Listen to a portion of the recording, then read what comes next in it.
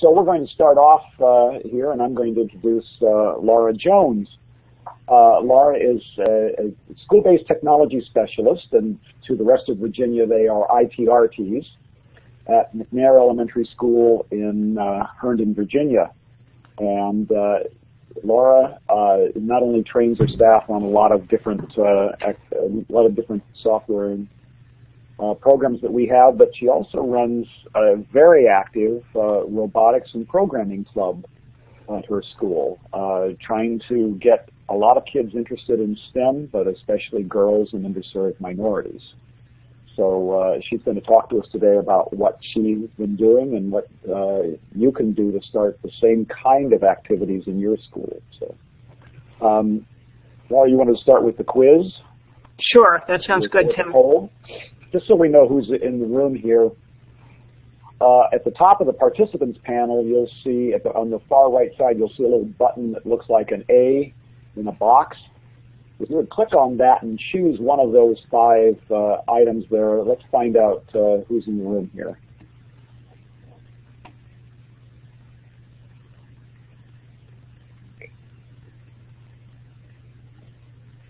And I guess I should also choose in here also.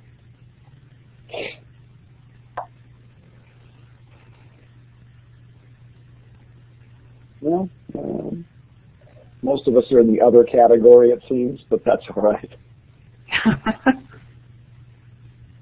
There's nothing wrong with being another, right? Right. Okay. So Laura, why don't you go ahead and move on to the next slide and start your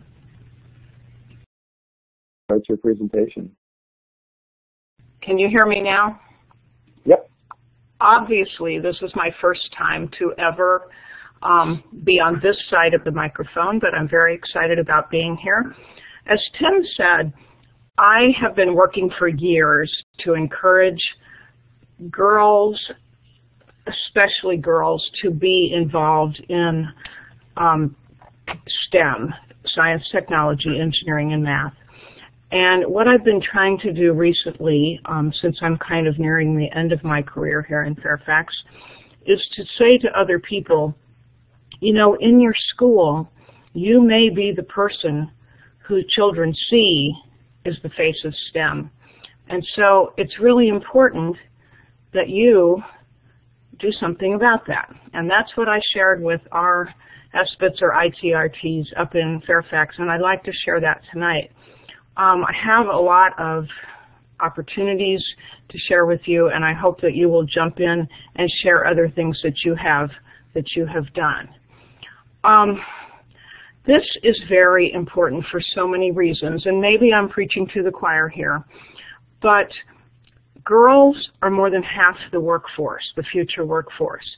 And then when you add in what they would consider underserved minorities, African American children, Hispanic children, and although we don't have a lot of them in our area, you know, American Indians and Alaskans, that is a huge chunk of the future workforce that tends to turn away from STEM fields.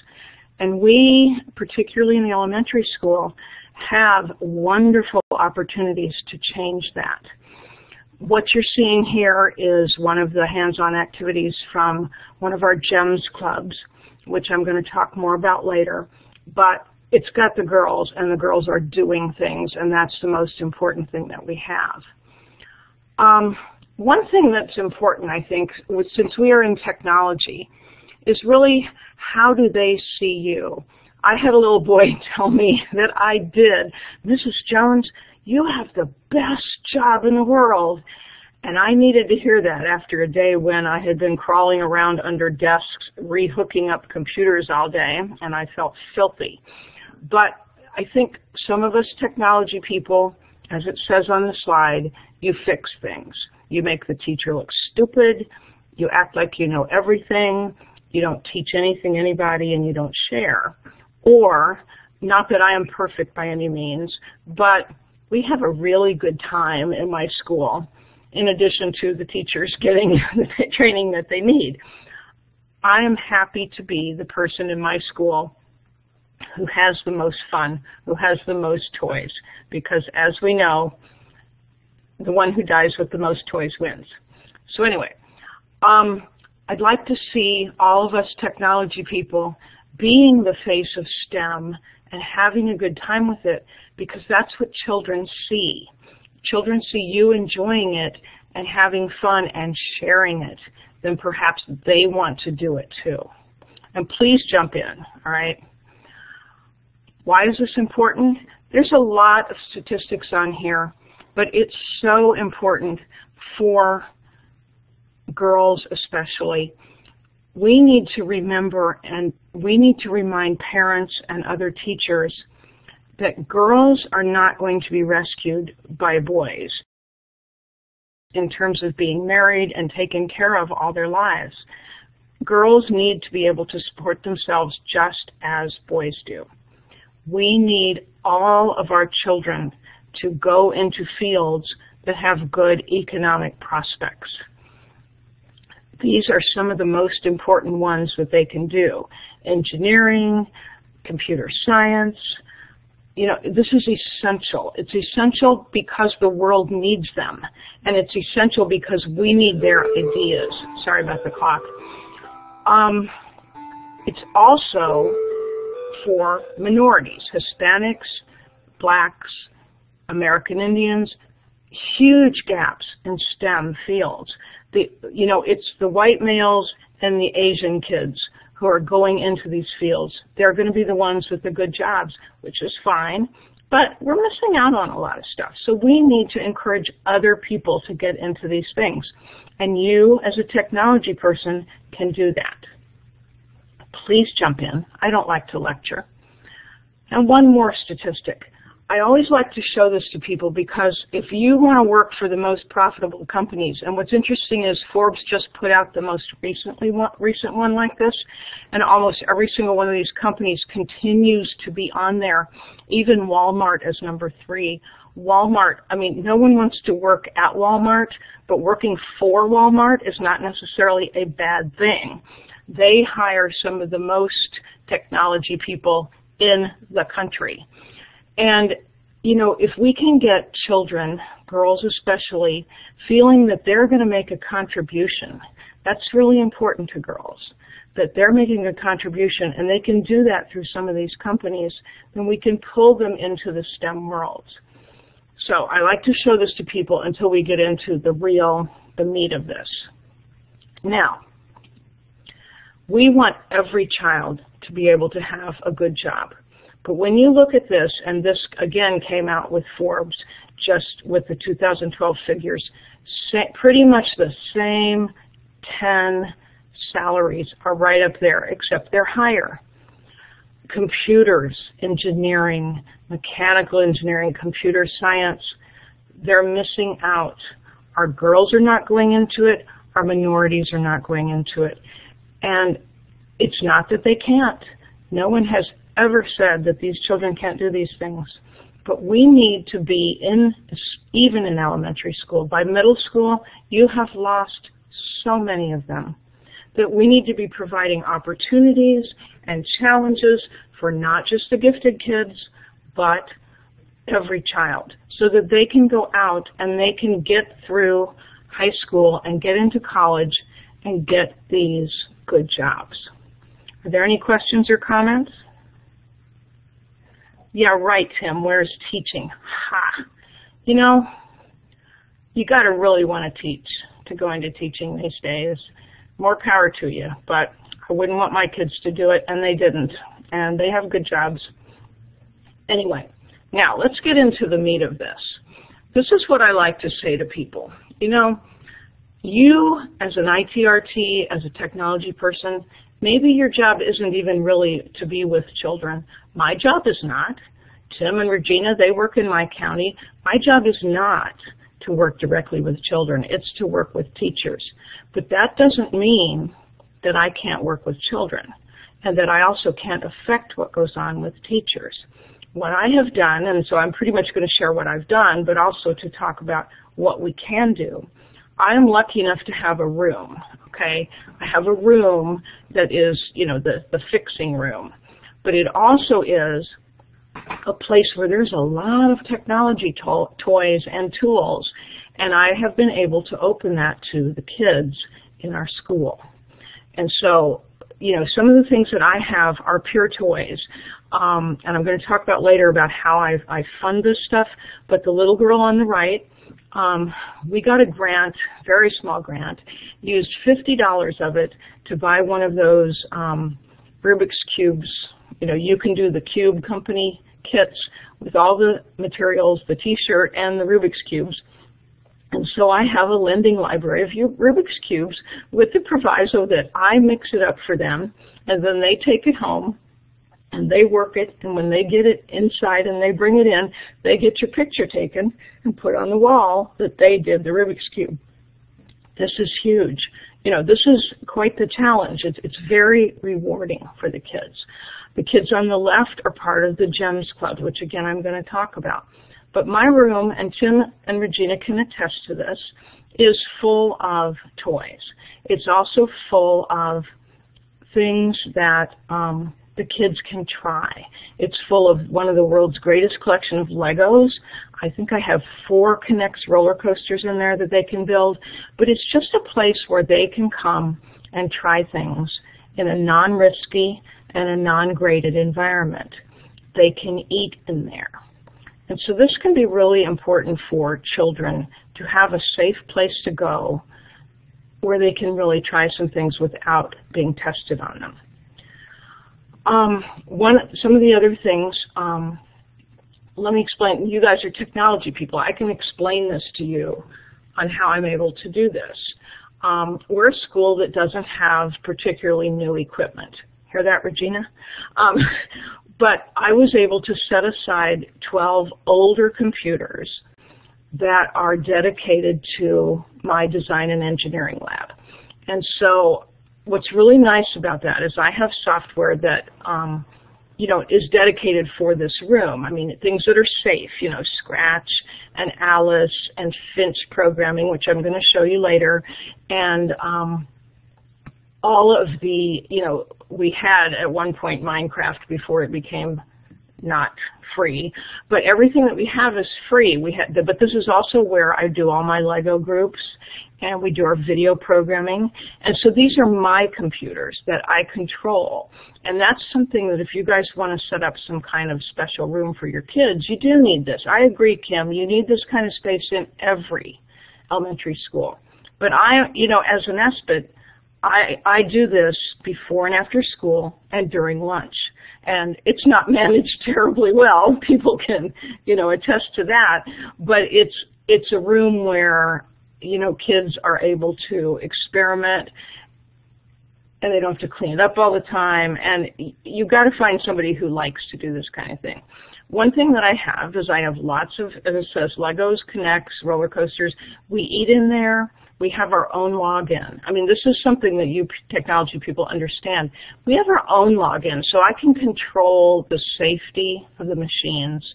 I can control the storage of the kids' projects. They're not logging in on themselves as their own folder. They're logging into McLab, which means that the kids can collaborate quite easily, you know, and share files right there on our server. And I know there are other methods, but this works well for us. But it also allows me to make the children administrators on the computers, which allows us to get a lot more power out of the old computers. So I think, again, this has just been fun for me, but I think it could be done in any school, and it doesn't necessarily have to be the technology person. A parent could run a room that's only open before and after school. The gifted person could run it. The IA could run it. As long as they have the personality and the desire, it's really who wants to do this kind of thing. Now, here's something else that people can do. I do have careful security, Bill. I'm very careful with what the kids do, careful with what websites they go to.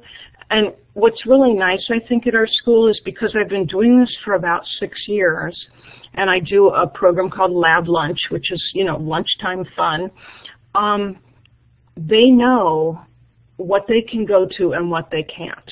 And so maybe once or twice a year I have to say you're not allowed on that site or something. They want to play a game or something like you're not allowed there. But I think, you know, it has taken a while to build up the culture in the room of, you know, you get a lot of freedom in this room and you respect that freedom. And it, you know, it's taken a while, but it works really well. Another thing that I did, I don't want to talk about just what I do, what you can do. It became, as I got older, really important that I don't do stuff for free anymore. The only stuff I do for free is the GEMS program, which I will talk about. But the programs that we run at our school, we got to the point where the demographics changed enough that the parents can afford to pay a little bit. And we have figured it out so that I get paid a decent salary, but the parents, for my robotics classes, for my computer programming classes, the kids are taking a 10-week class and they're paying $70. No parent is unwilling to pay that. And if we have a child that cannot pay it, we find the money for it. But it also makes, it's not a problem for me per se. I mean, I must say, I said I was going to die on my sword over this, but it's very important for the young teachers. The young teachers are doing tutoring. You know, they're doing homework club, doing remediation. But if we can pay them for these STEM classes, things that they're good at, then they can do that with our children. So this became very important to me. And the way that we funded this, as I said, right now in my school, parents pay. But in other schools in our county, if they're Title I schools, they're using some of their Title I remediation money for STEM classes before and after school. In other cases, you know, the principals are finding money to pay the teachers. I think it's important. I think teachers feel much more valued when they are being paid. Now, I would like to show this little video. Tim, can I just pull this up? What we probably need to do is put the link into the chat room and let people play it themselves, because that's I fine. don't know, and I don't know if I'm going to have to retype it. So hang on a second. Give me a second. What this is, vamp a little bit while I.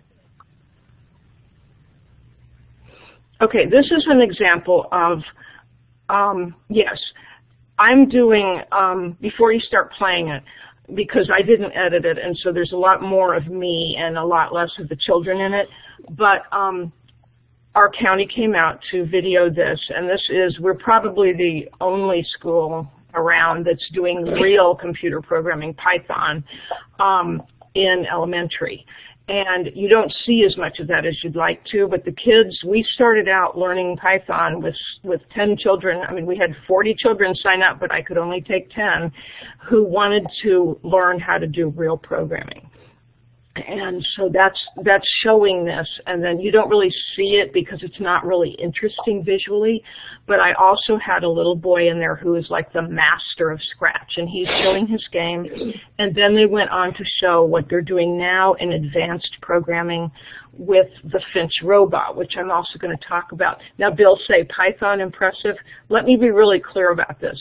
I may sound like a nerd, but I decided, I went to a wonderful workshop last summer at University of Virginia, which was part of, it's called Tapestry, and it's an NSF-funded program to encourage more girls to go into AP Computer Science.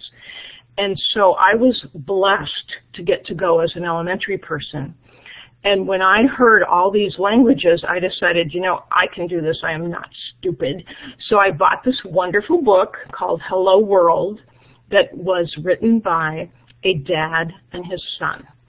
And I told the kids, you're coming into computer programming to learn Python. I'm going to be 1 week ahead of you. And I think, again, because we have this culture at our school that we're all learning, they were okay with that. You know, they knew that I was prepared to teach them what I had learned, and then we would play with it during the whole session, and then we'd see where it went. And that's what, and then I was getting ready for, with the Python, what you're going to see in the Finch.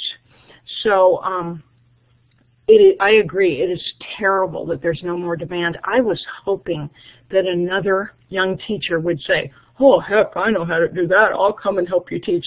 Not yet, but that's my goal. Anyway, that's what you see when you get a chance to see that video. Yeah, well, Kim, did you want to say something? The video that Laura, or that Kim posted the link to that Laura had, this is a little short segment from one of the television shows that our school system does about her program, and I really encourage you to watch it. It's about 5 minutes long. Okay. And yeah, it's not it long. gives you a good overview of what she's doing there. And Kim mentions Coder Dojo. If we have time at the end, Kim, would you like to talk a little bit about Coder Dojo? Okay.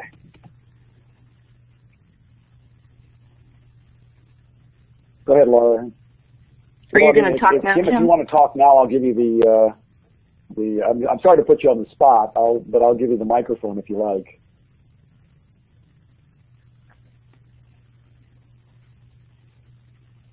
Huh. All right. Let's see. Okay, you have audio permission. Go ahead and click the button and try it. Okay, can you hear me? Yes, that's good. Oh, awesome.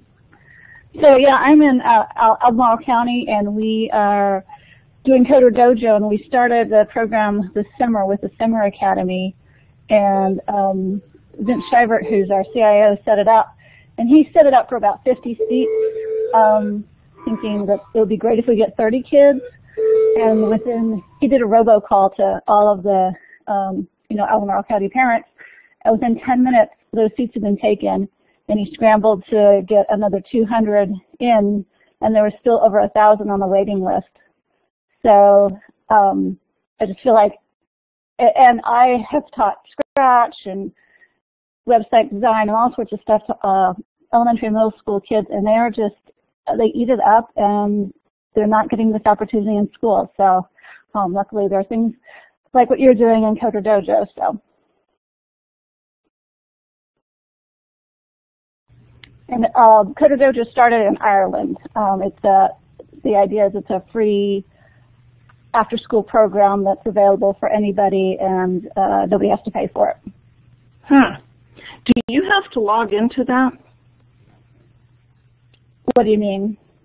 Oh, well, that's an issue in our county all the time. You're not allowed to, log into online things. No, actually, Albemarle County is a pretty open system as far as getting to stuff, so we don't have issues.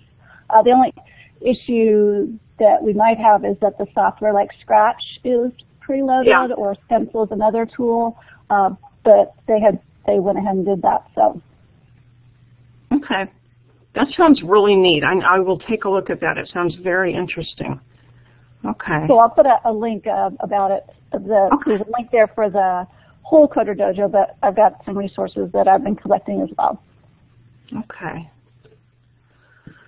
Okay, well, thank you. I'll go on, but please keep, adding in. Another thing that I wanted to point out is, sometimes you're going to have parents and teachers who want to do something, and, sometimes it's kind of hard to let go of the thing that you do well. But what I've figured out that works well in our school is, in fact, I push the parents to they do the competitive robotics because I don't really like competition, but what I do is prepare the children for robotics. So they're getting a whole lot of kids who know what to do, and they just have to run with it. And I've just found that works really well. And another way that you can help or encourage teachers and parents, I'll talk more about GEMS again, but that's what I started that as a parent for my child. And now, almost 20 years later, we have clubs all over the country. And believe it or not, I got an email from someone in Ghana, and as soon as I make sure it's not some kind of weird spam thing, sounds real. They want to work with their girls in Ghana. So parents are there, and we need to support them if they want to try to do something for the kids. The other thing that I try to do is be a role model for the unusual student. Now, when you watch that video, you'll see a little Asian girl who came into my programming class with no spoken English, but she clearly had experience and was able to read enough English that she was able to start doing her coding and stuff, and it's just exciting to watch her face. And then the little boy who does Scratch on there, he has his own website with about, oh my God, I don't even want to think about what's on that website. I mean, it's games, and it's all of his Scratch games that he's made, and he is just a genius. And I mean, he knows that he can come and work and show me and show everybody, and it's just wonderful. I think another thing that's needed in schools, it's kind of a safe room. When the kids come at lunch, there's 24 seats in there, and when the 24 seats are filled, nobody else can come in. But sometimes the kid will come in and they just kind of sit there with their face to the computer, and you know they're having a bad day, but it's a safe place, you know, and they can just kind of hang out and do their thing and go back to class feeling better. So if I do nothing more than, you know, associate STEM things with this makes me feel better, you know, I'm happy to do that. Okay, let's keep moving along here. Okay, I have talked several times about GEMS. Okay, this is one of my big passions. And Tim, I'm hoping, can we open this website or not? Or are you going to put it in the chat again? No, we can go ahead and open it up. You want me to go ahead and share it? Okay. Yeah, if you can do that. GEMS is an extremely I wouldn't say well thought out because it's a long story, but now it is a really put together organization of clubs for girls in elementary school and middle school called Girls Excelling in Math and Science. And I have added a technology piece to that, of course. It's really for STEM. But if you are interested or sharing this with a parent or another teacher, there are so many resources on that site, including, okay, now do I click it, Tim? I just am following up the address here. Including a fully downloadable 65-page toolkit of how to start a club, because anyone can do this. You just need to want to do it. You can do it on your own schedule. There's no fee. It's just there for you to do. And it's made for, okay. Are we seeing it yet? All right, we're rolling here. Now, Tim, can I click on things or not? No, what do you want to click on? That's probably easier. I just wanted to, if you would click across the top. Sometimes you have to justify why you're doing a girls-only thing, and so there's research on there. There's a whole section for adults in terms of what adults can do and what the philosophy is. When you go into starting a club, there is, as I said, a downloadable toolkit. There is support from the GEMS Club organization, which is me, to help you figure out how to do it. We started, even though we started with 4th, 5th, and 6th grade, sorry about this clock, I don't know how to stop it,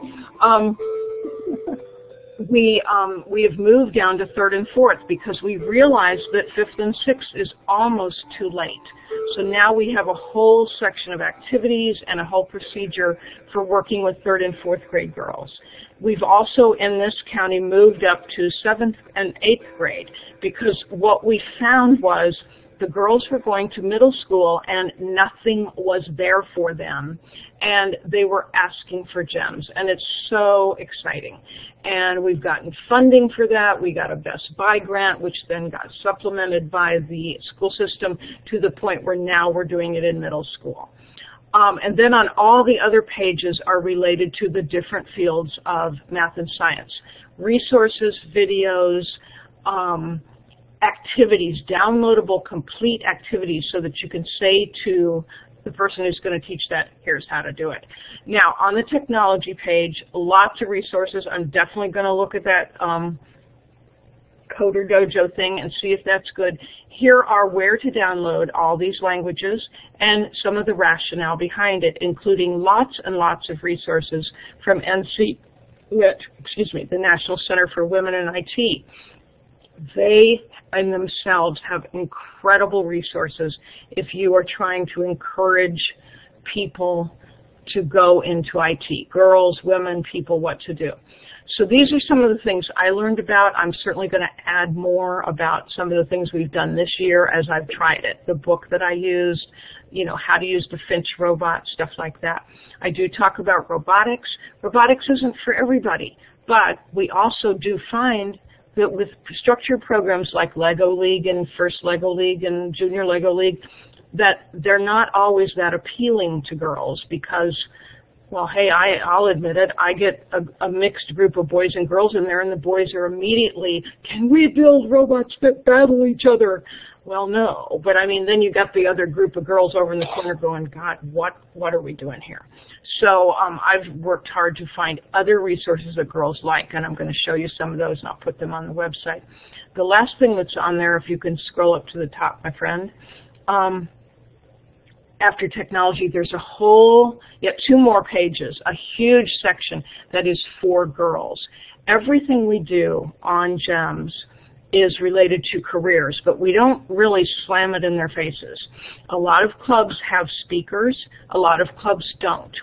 Our clubs tend to do a lot more hands-on because we don't get a lot of hands-on stuff in our school. Other clubs have women speakers come in, and then they talk about careers and things. But on this website are many places you can steer girls to for career information.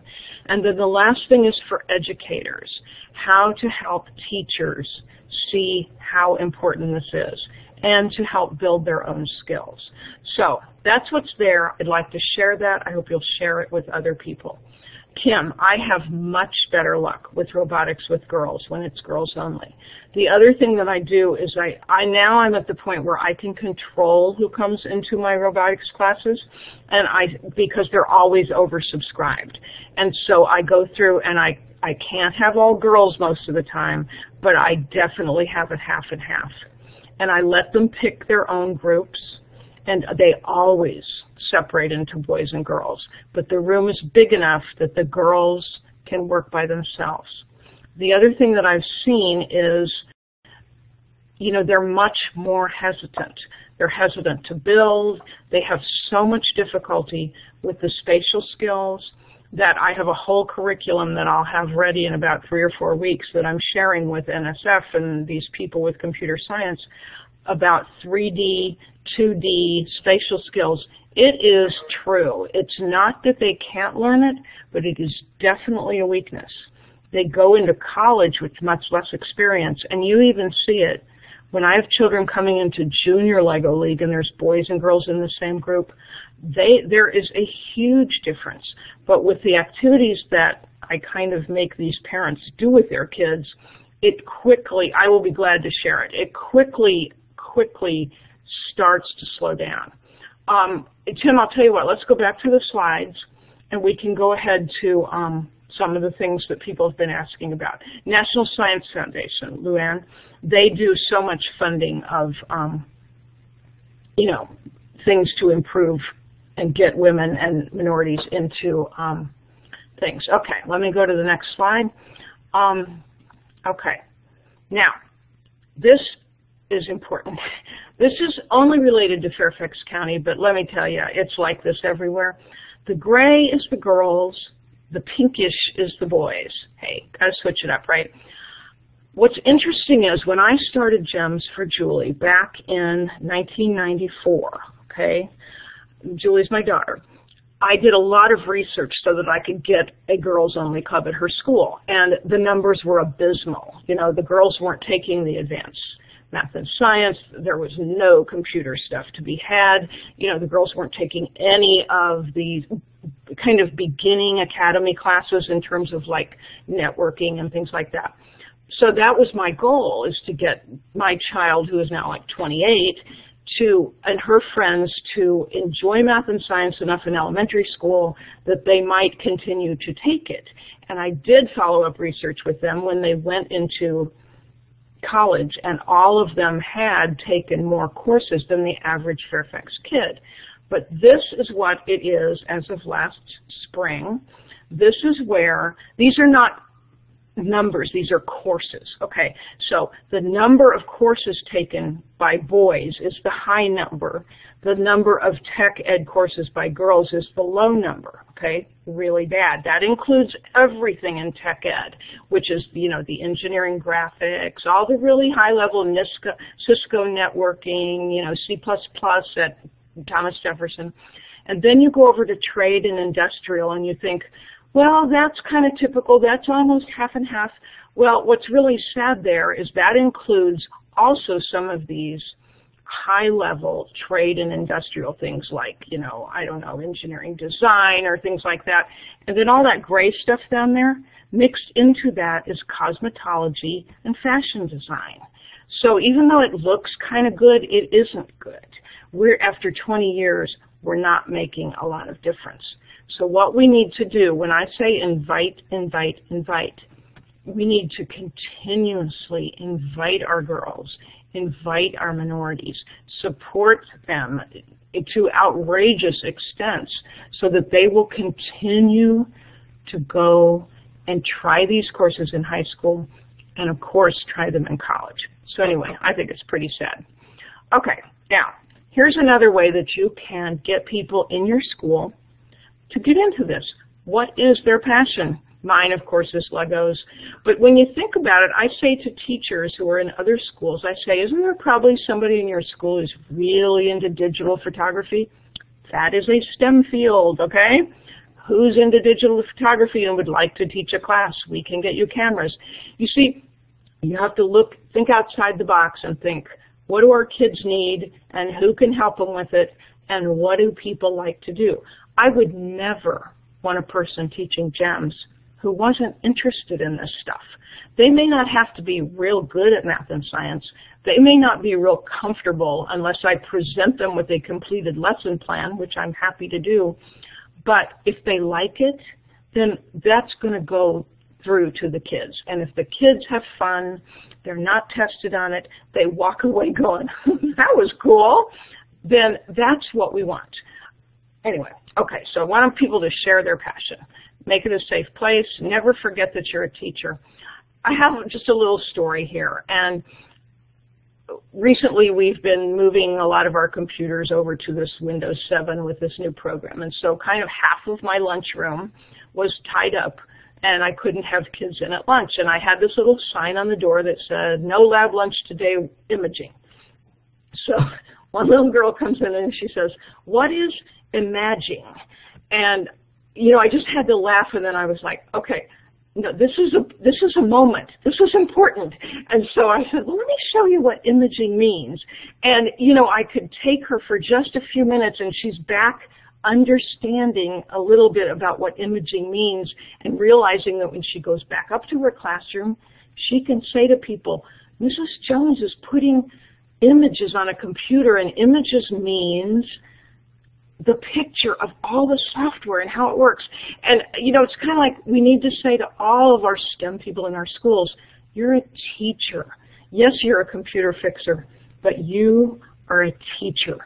And make sure you never forget that. I agree with you, Tim.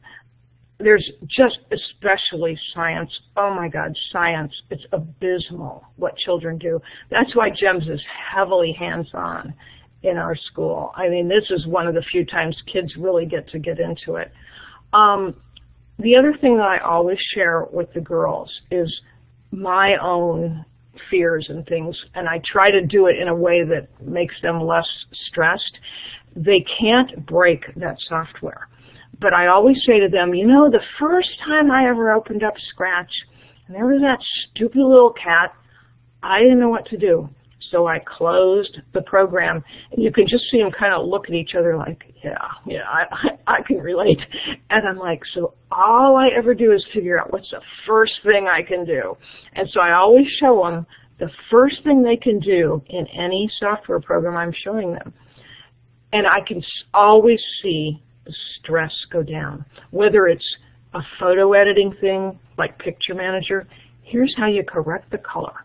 You know, and Girls think they can break anything. They think they can break it.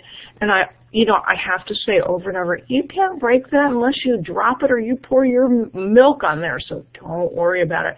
But they need to hear that over and over, and they need to really feel like they can change things on a machine. Okay, now, funding. As you said, Kim, every school needs a room or a place or a person like that.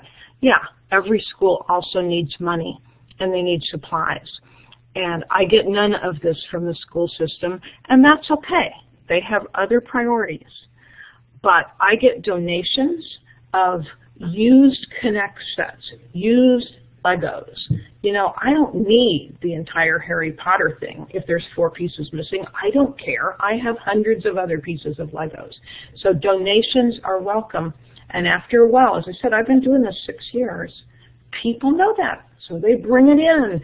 I'm very careful about what I take, but they know that I will take selected things. Grants, it's amazing what you can do with the little grants that you can pick up here and there.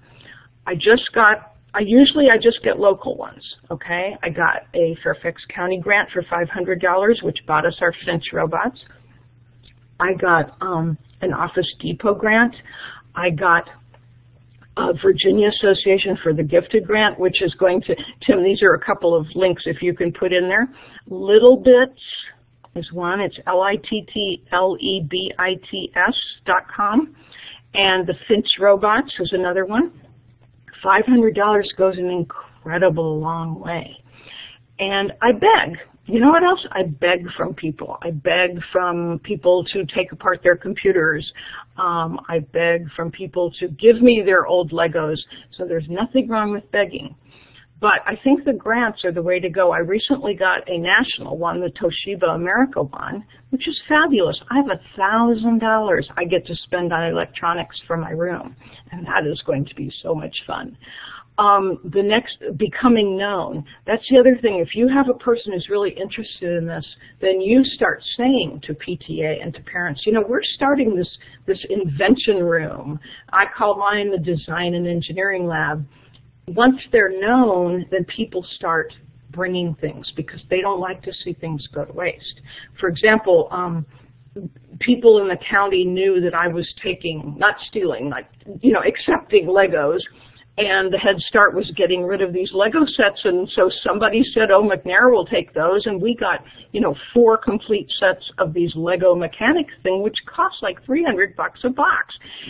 But the more that you become known, the more that people will give to you. So you don't have to spend a lot of money for this. Okay. I would like you to, this is a handout that is not wonderful because it matches a handout, but you guys are going to hear about Scratch next. I'm not touching that. But let's talk about a couple of others. Really fast? Go ahead. These links are not clickable, so don't click them. But what I will do is I will take all of these links and put them on a page that will be clickable for you that you can access at the end of the when Laura's finished. Thanks, Tim. These links, some of them are most of the stuff is downloadable from the GEMS page, and so then the Alice stuff is things, also it's resources right underneath it. And so, I don't believe people should be stuck. Sorry about the clock again. So if I say download Alice, I'm also providing you with resources for learning how to do it. Same with the Finch robots. Tim, is there a way, since we couldn't see the movie, is there a way to open up that finchrobot.com site and I can show them that? Yeah, if you want to open it up on your browser first.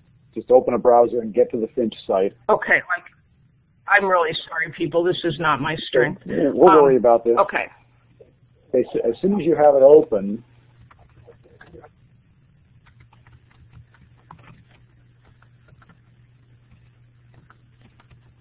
Okay, now it's open. Go back to the Collaborate room, and at the top left corner up there, there's 3 icons. Oh, God, I wonder if oh, wait, it's down here. Okay, it scared me there. Click the middle one. I got it. The middle one, and then, okay. Click where it says Start Sharing. Okay, I see what's happening. There it is. Select Yes.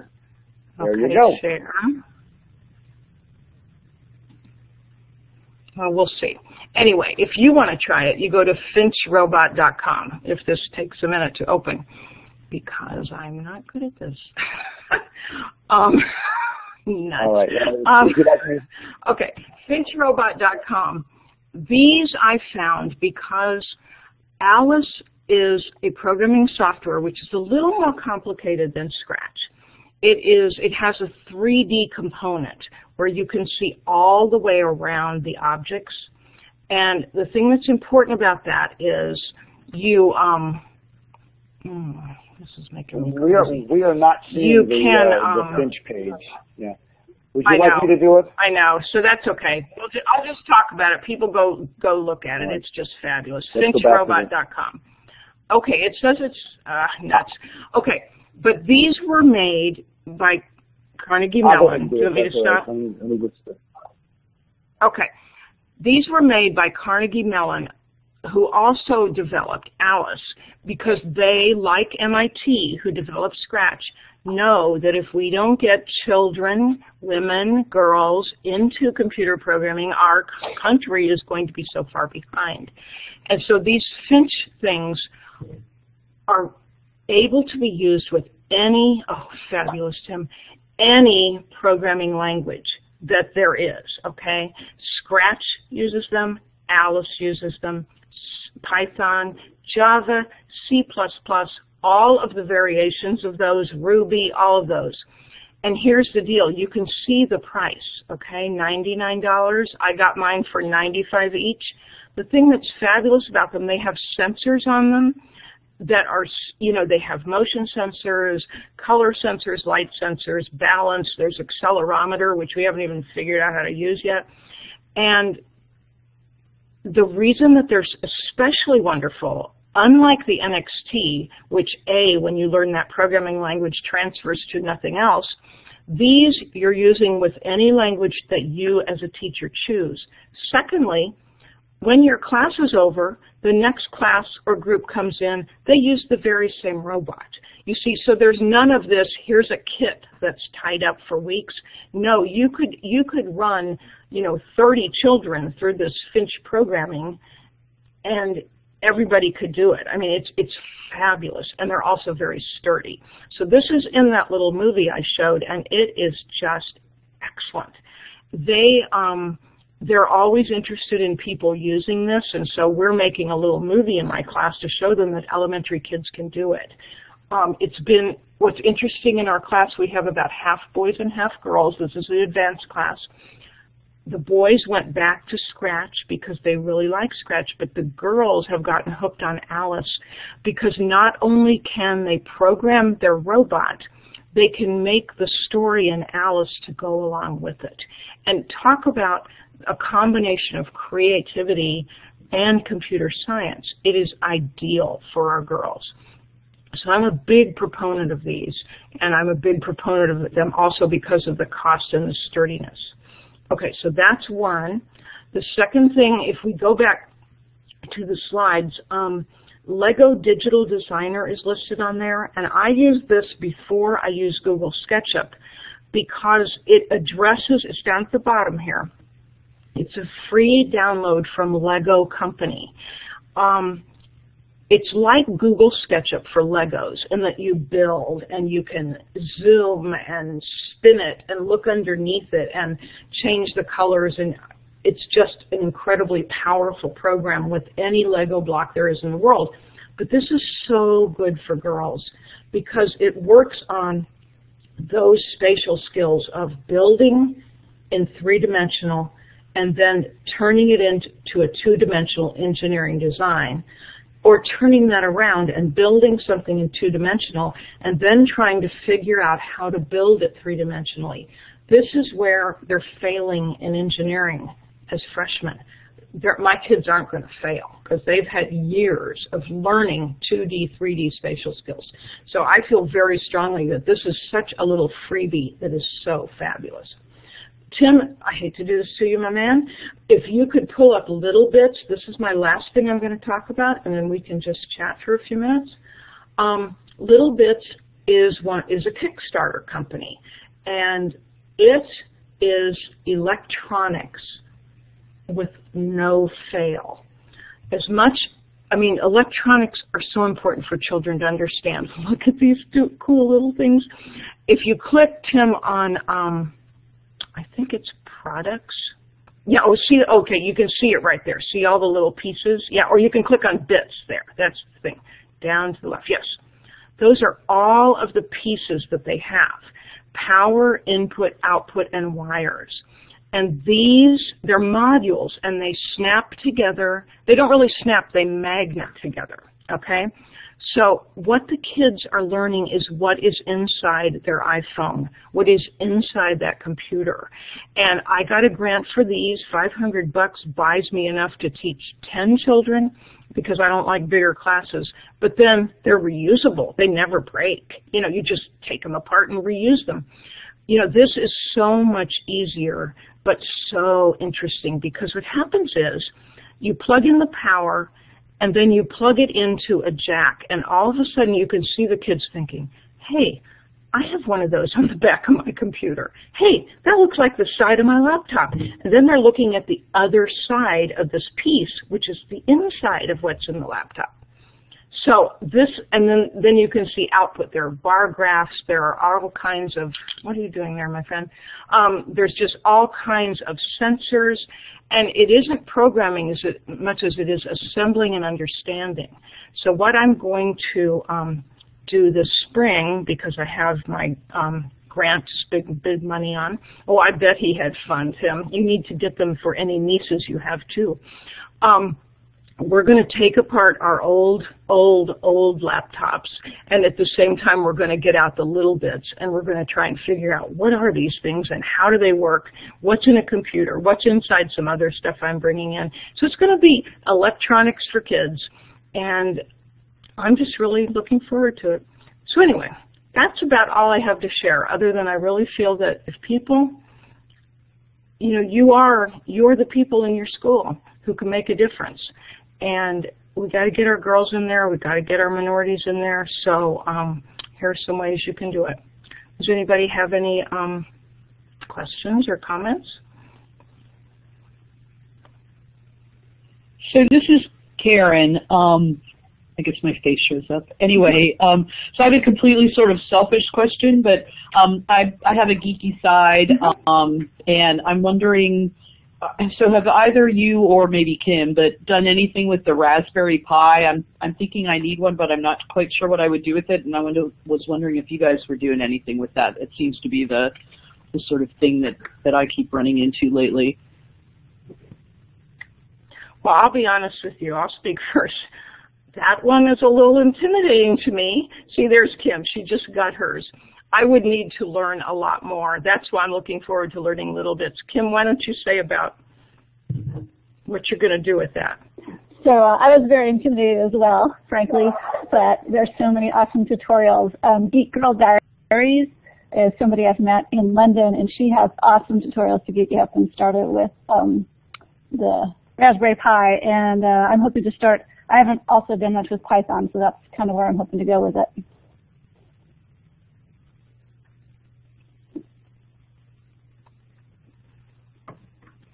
Well, thank you. Yeah, and then the other thing we've seen at the conference are, and I'm not sure I'm going to pronounce these right, Arduino, or right? Yeah. Do you know what I'm talking about? I know exactly what you're talking about.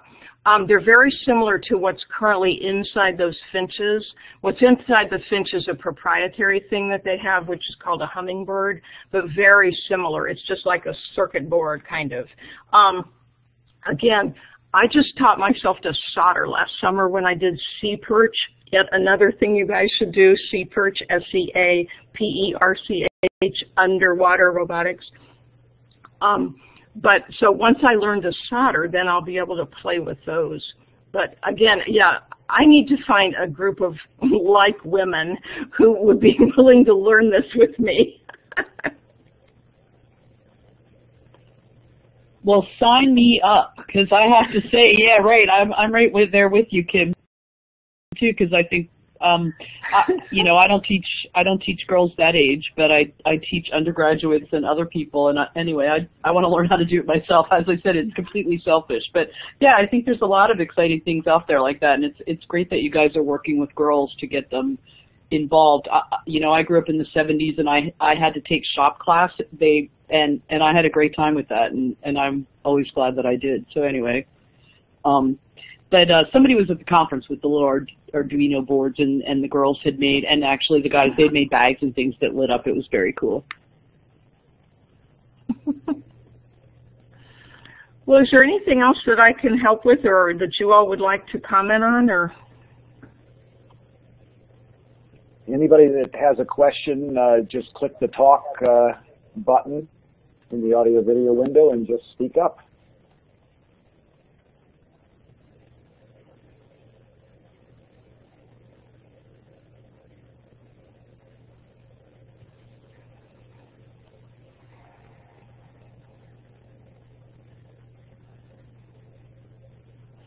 Can I type it in down here? Let me try that.